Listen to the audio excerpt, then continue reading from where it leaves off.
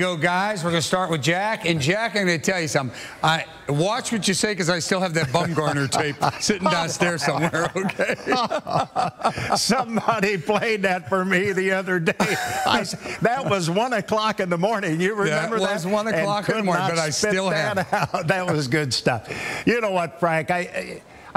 I've been thinking about this ever since you told me that it was time to go. And we were competitors for so many years, 35 years. You worked across the street at Channel 4. I worked at Channel 5. And then all of a sudden, by fate, I don't know how it happened, we were able to get together and work the last 6 years of our career together.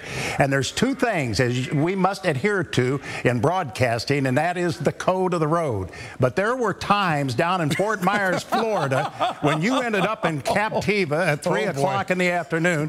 You and I were in the ocean, and we'll leave it at that. But it was one of the, it was a memory I'll never forget. We used to take 4 and 5 shirts, and we'd change shirts and then send the tape back, and then we had all this time to ourselves. But there are things that went on nobody ever had any idea. But let me say this in all seriousness, and all the people I met in this in my career, and some wonderful people in this business, you were probably the most grounded and the most reliable person I have ever worked with. And I'm going to miss you, buddy. You know, we're going to get together and have a couple of beers or what have you, but we'll tell those stories at a later time. I want to wish you and Sarah nothing but the very best. It could not happen to a better guy. You are the prince of this city, and I respect you. You have no idea. You are Captain Jack. I love you. You know that. I'll be back to you in a minute. Blair. Frank, I've known you for 28 years, and it's 28 years because that's how long I've lived in Kansas City and watching sports on TV. But I'm going to bring you back to a time that you don't remember. I'm sure you don't remember. This was about 25 years ago. I attended a high school football game in Pittsburgh, Kansas. I took my sons with me. They were like 8 and 6 at the time, and you were down there. You're watching your son play in a playoff game. And we didn't know anybody. We were just sitting in the stands, and you came over and sat with us and chatted with us and talked the entire time to us, and were great. You were so gracious to my 2 kids, and I'll never forget that, and I always appreciated that. Now, fast forward to 2 years ago, you came up with a concept for Sunday Sound Off.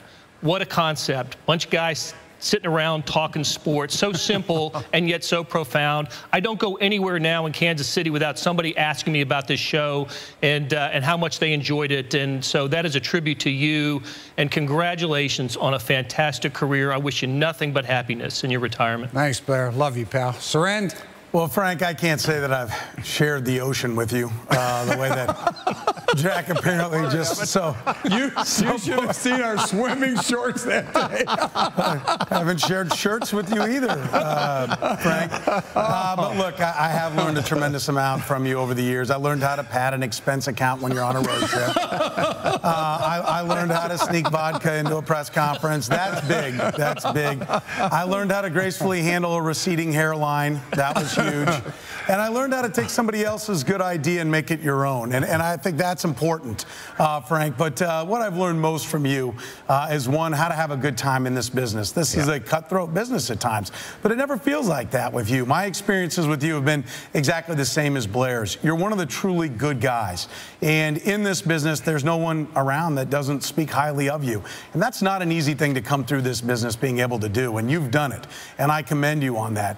Even more so as a friend, though, I have similar memories of the way you are around my children. It's amazing. They love you. Everybody loves you, Frank.